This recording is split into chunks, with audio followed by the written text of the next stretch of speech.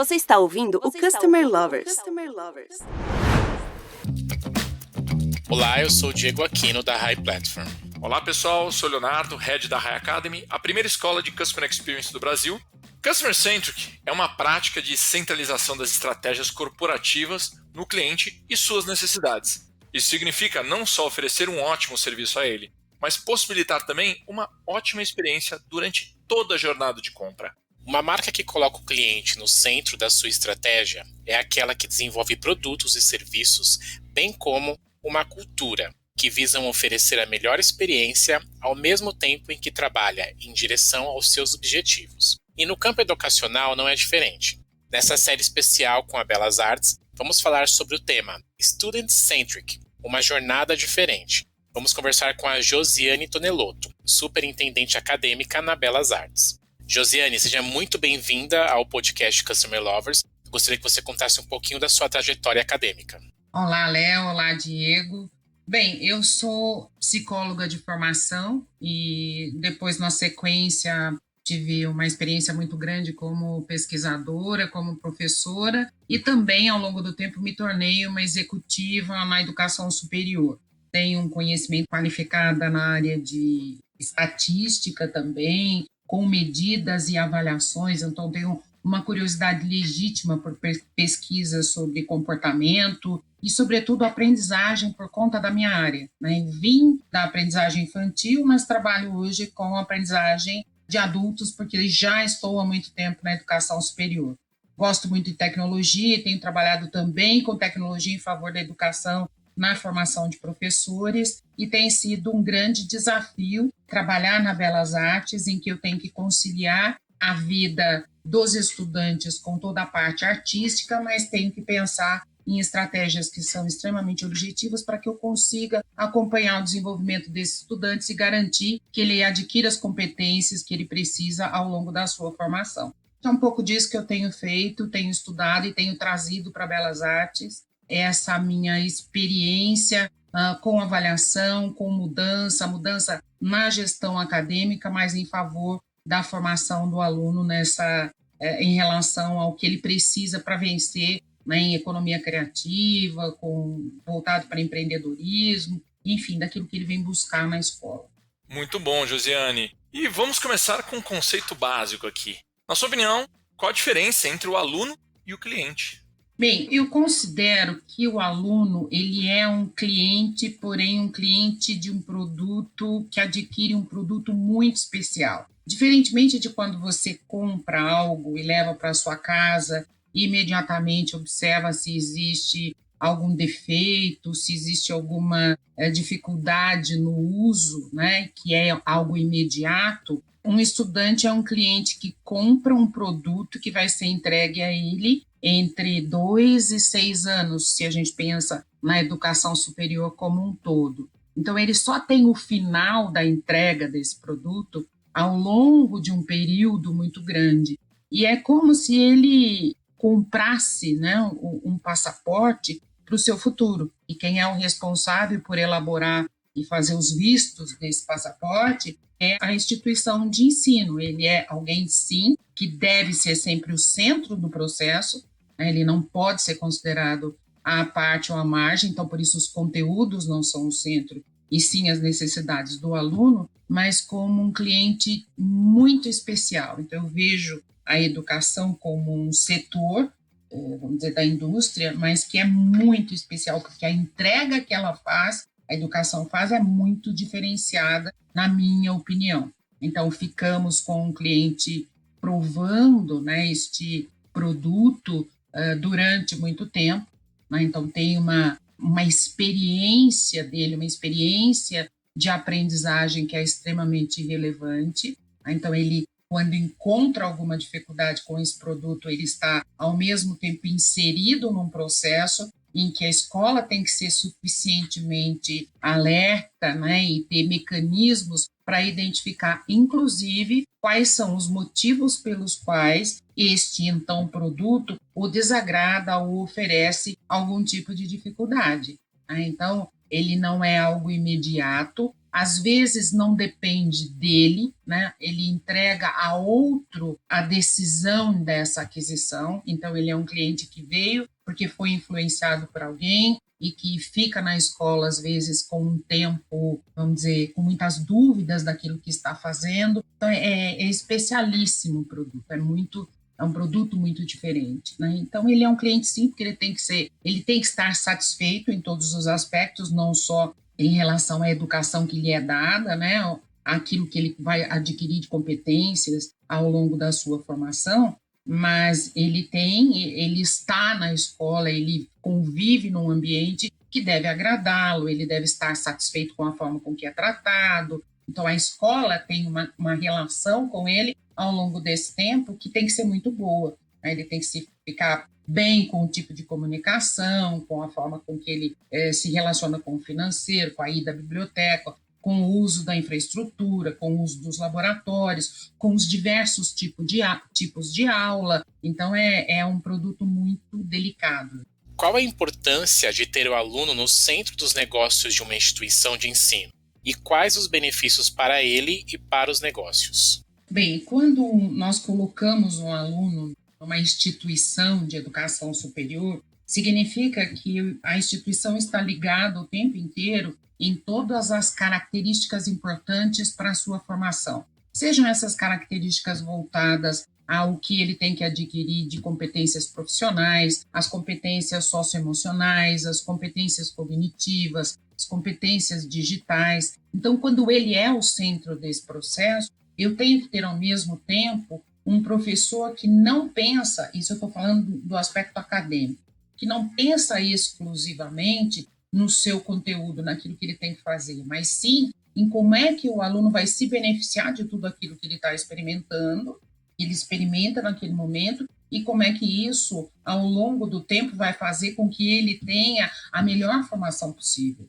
Que ele é que vai estar no mercado de trabalho daí a alguns anos, né? Então, quando um professor não tem isso em mente, o professor parte do princípio que o que é importante é aquilo que ele tem a ensinar.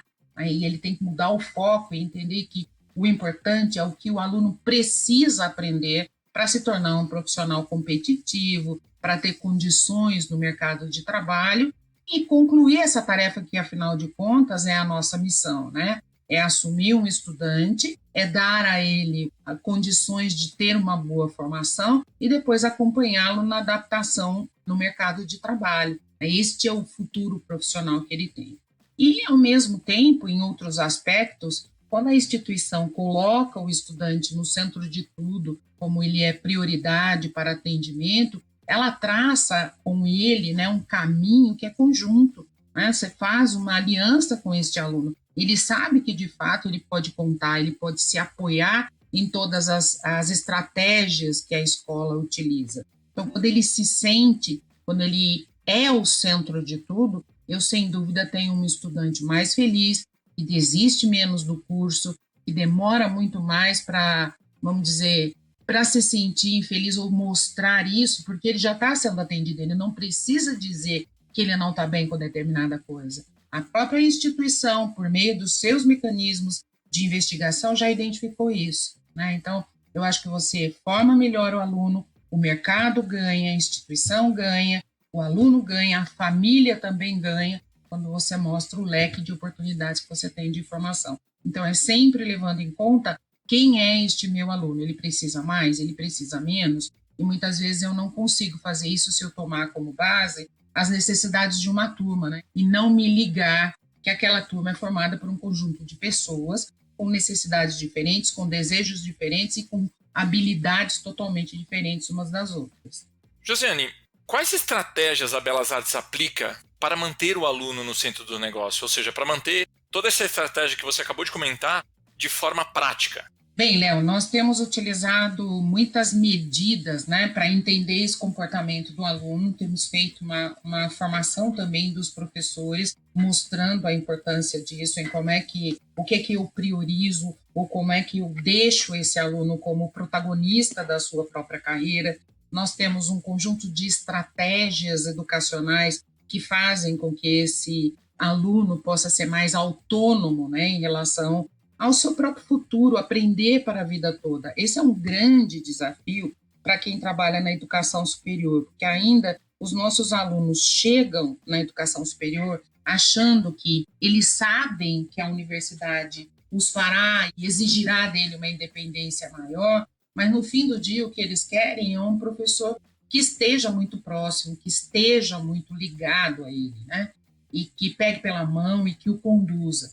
E eu acho que a Belas Artes, ela procura, por meio das atividades que são adotadas, do preparo dos seus professores, do nosso dia a dia, é fazer com que esse estudante seja o mais cedo possível capaz de ser autônomo, de definir os seus caminhos, de construir a sua própria trilha de aprendizagem em meio a uma série de oportunidades que lhes são oferecidas, como cursos extras, como atividades extras, né? Nós temos aí algumas semanas que procuram já logo, desde o início da entrada do aluno na escola, aproximá-lo do mercado de trabalho. Existe uma conversa constante com o mercado, né? Então, à medida que eu faço isso, eu torno esse aluno capaz de tomar mais decisões. Eu dou maiores condições para que ele seja autônomo e para que ele seja independente. Temos como exemplo, um projeto chamado BA em Cena, que eu acho um dos nossos melhores projetos, e consiste em quê? Em trazer... Ele é um programa voltado, consiste em aulas semanais, às vezes 2, às vezes até 3, com pessoas fora da grade curricular, então é uma atividade extracurricular, em que artistas, né, e pessoas do meio cultural, produtores e tal, aparecem e dão uma aula para os nossos alunos, contando da sua própria experiência, falando das dificuldades que encontraram, das alternativas que acharam ao longo da sua carreira. Então, acho que isto faz com que o aluno ele saia daquele lugar simplesmente que é o de receber instruções em disciplinas, mas que ele comece a ter críticas sobre o mundo que ele escolheu, né? Então, ele busca alternativas e ele entende com exemplos, com trocas, né? E nós já recebemos muitos atores e atrizes maravilhosos que vêm e contribuem muito. É um projeto que eu considero vencedor e que eu não conheço nenhum projeto nas escolas de artes que eu conheço do Brasil, né? E talvez nem das que eu conheça fora, uma atividade tão assídua, né? Tão presente na vida do aluno, porque ela não é de vez em quando, elas são aulas semanais mesmo, extracurriculares, né? E que os alunos participam muito. Então, isso apenas como um exemplo do que eu acho vantajoso, né? De como é que a gente coloca para esse aluno, para a família e para todos, e um exemplo de como é que você vai e pensa além da caixa, né? Pensa fora da caixa, pensa além daquilo que está previsto do uso da própria disciplina como meio de formação.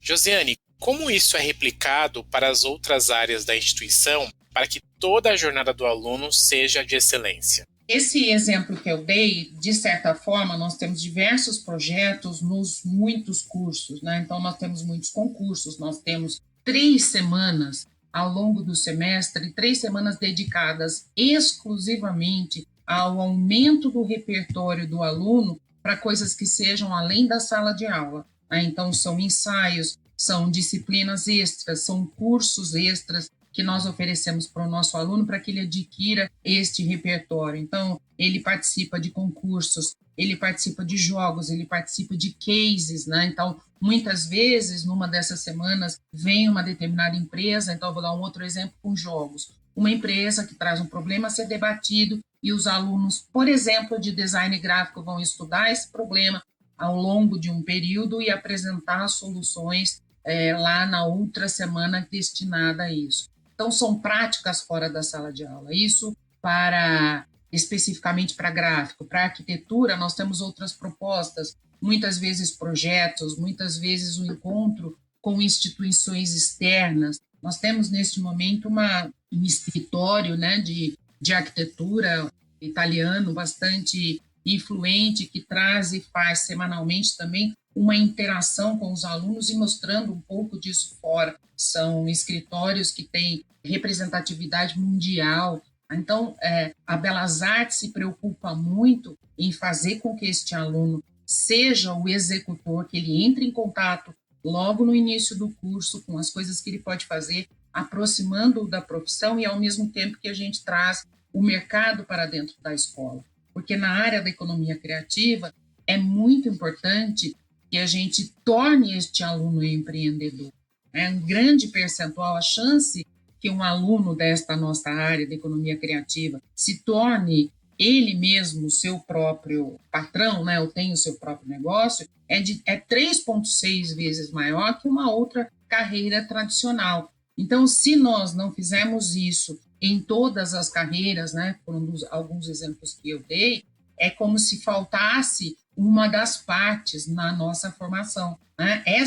Todas essas áreas que trabalham com produção de cinema, com vídeo, com livro, com softwares, com games, com cinema, com música, todas elas são muito dependentes dessa veia empreendedora e nem todo aluno consegue isso. Aliás, isso é um problema do brasileiro, que é muito criativo, mas ele não é tão empreendedor quanto criativo. É uma das grandes barreiras que nós temos hoje, né? O Brasil é um país de criativos, mas não necessariamente de empreendedores. Haja visto o nosso número de patentes no país. Ele é muito baixo. Então, o que a gente quer é que essas ideias não sejam só ideias, mas que elas possam efetivamente se tornar em produtos e que esses produtos sirvam de meio, né, como meio de vida, como meio de trabalho, como meio profissional para os nossos estudantes e que eles sejam bem-sucedidos nisso. E Josi, qual métrica é usada para medir a satisfação dos alunos e o que é feito com esses resultados? Eu tenho algumas pesquisas que são chamadas pesquisas de engajamento, algumas coisas inspiradas no que existe fora do Brasil e algumas coisas da nossa própria criação na escola, em que a gente pode acompanhar. Então, eu sei como é que esse aluno como é que ele está entendendo e respondendo às atividades que são propostas, às provas, à avaliação, se ele gosta ou não dos professores. Então, são diversas medidas. Algumas são usadas todo semestre, algumas são usadas 2 vezes ao semestre, algumas compreendem até ex-alunos, para que a gente possa entender o que aconteceu lá atrás, não repetir alguns erros, e essas medidas são sempre trabalhadas com os coordenadores. Então, existe uma análise muito grande, potente desses dados, nós transformamos isso em dados de consumo, na verdade, transformamos esses dados em informações, que são devolvidas para os coordenadores e podem aí fazer os ajustes necessários. Então, desde correção de rumo com o professor até o ajuste de algumas tarefas daquilo que o aluno acha mais importante ou que ele considera como ponto positivo ou negativo do seu curso. Então, assim, hoje nós trabalhamos muito com medidas, né? Com os resultados dessas medidas e com a transformação desses dados em conhecimento necessário para que o professor possa tomar uma ação mais eficiente. Então, ele não observa apenas, mas eu tenho esse extrato e aí a gente desencadeia um conjunto de ações. E isso diz respeito a tudo que se imaginar, desde ambiente até condições de aprendizagem, até o desempenho do professor, até o uso da biblioteca, até o tipo de atividade que ele experimenta, a periodicidade com que as avaliações são feitas. Então, eu diria que o aluno tem um espaço muito grande para manifestar se gosta, não gosta, se está ou não adaptado, e a escola está muito atenta para isso. Então, tem pesquisa de engajamento, pesquisa de avaliação do docente, pesquisa de avaliação do próprio ambiente, pesquisa. No ano passado, nós fizemos 5 pesquisas ao longo do ano para conhecer um pouco de como os nossos alunos estavam se sentindo ao longo da pandemia. E foi valiosíssimo, porque nós mudamos uma série de estratégias de aula, inclusive, baseados nos sentimentos que os nossos alunos traziam, né? Então, saber se ele está se sentindo mais isolado, se ele está deprimido ou não. Então, temos aí diversas análises de clusters, né, com comportamentos definidos, o que eu espero do aluno que tem este padrão de comportamento. Isso nos ajudou a criar atividades, a remodelar algumas estratégias de aula já, vamos dizer, consagradas, ou que a gente usava dando espaço para isso, a incentivar que os nossos professores tivessem um espaço nas suas aulas para que os alunos pudessem falar da pandemia. Eles nos pediram isso, né? Então foram diversas coisas, pesquisas sobre, nestas mesmas pesquisas, sobre as condições de saúde, se estavam procurando fazer exercício físico ou não. Isso possibilitou que fizéssemos uma série de palestras sobre bem-estar, sobre como melhorar a qualidade de vida dos nossos alunos, e eu acho que nos ajudou muito. Eu acredito muito na força e a transformação dos dados em informação tem, né? Então, eu posso agir com muito mais segurança quando eu tenho esse conjunto de dados e de informação na sequência. Josiane, você acredita que manter os alunos no centro dos negócios os fazem promotores da marca? Por que isso? Porque eu acredito que sim, ele é o centro, ele leva para sempre, né? Eu estou acabando agora de fazer um trabalho com os ex-alunos e vejo quão grande é a ligação que eles têm com a marca Belas Artes. Então, quando o aluno sai satisfeito, ele é capaz de recomendar a escola, eu acredito que para pelo menos 5 ou 6 outros alunos que vêm, né, por intermédio do retrato bom que ele faz com a escola. No entanto, quando ele sai infeliz da escola, que ele não sente isso, ele não se sente tratado como o centro das atenções, ele desenvolve com a própria escola e com a marca uma relação ruim e que impede a vinda, sem dúvida nenhuma, de um número muito maior de alunos, né? Então, eu vejo que estar plenamente satisfeito com a forma com que é tratado, com que ele é engajado, é sem dúvida um elemento de promoção de qualquer marca, né? E que você cria, no meu entendimento, uma fidelização. Então, aquilo vai me acompanhar, e para uma escola isso é especialmente importante. Colocar o carimbo da Belas Artes na vida significa levar este carimbo para a vida toda. Então, ele tem que se orgulhar disso, ele tem que manifestar o seu orgulho, e quando ele manifesta o seu orgulho, ele promove a sua marca. Nesse episódio, conseguimos desdobrar as diferenças entre cliente e aluno e como lidar com cada um dessas personas de forma distinta. A jornada do aluno realmente é muito diferente e muito importante para as estratégias de comunicação das instituições educacionais. Neste episódio especial da Belas Artes, conversamos com a professora Josiane, expert no assunto.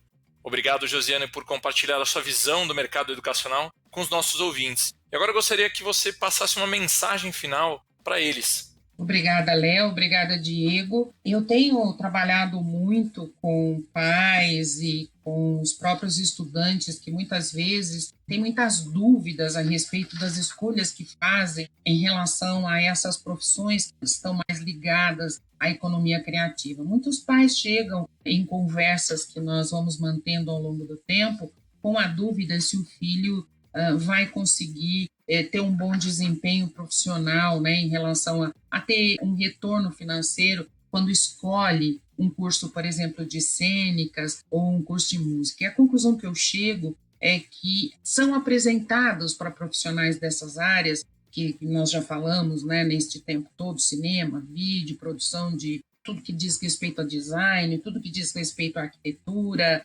até a softwares, né, hoje é considerado nesta área. São profissões que dependem muito dessa área, né, de criatividade desenvolvida, e ela é intangível.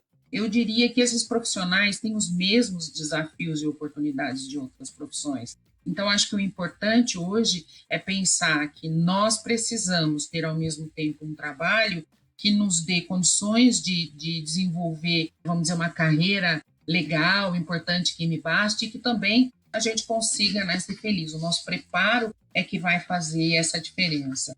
A economia criativa tem uma importância muito grande, um papel muito grande. E as escolas que se especializam nisso, elas têm uma grande vantagem, porque, no meu entendimento, com a mudança que nós vamos viver sem dúvida nenhuma, no cenário do trabalho, os profissionais que usam mais essas habilidades, como criatividade e a capacidade de resolver problemas, são aqueles que mais dificilmente serão substituídos pelas máquinas. Então, eu acredito muito que esse nosso mote principal, que é trabalhar com criatividade, faça com que os nossos alunos tenham um diferencial muito relevante para sobreviver a esse mercado tão complicado, tão difícil nos nossos dias. E eu tenho certeza que nós fazemos isso na Belas Artes com muito esmero e com muito cuidado em todas as atividades que são oferecidas para os nossos alunos. Mais uma vez, obrigado, Josiane, por compartilhar. E o pessoal que está nos acompanhando, acesse nossos canais sociais, como Spotify e YouTube, e até os próximos episódios. Obrigado, gente! Você acabou de ouvir o Customer Lovers, o podcast da High Platform. Dá uma acessada no nosso Insta e se liga no conteúdo que rola por lá.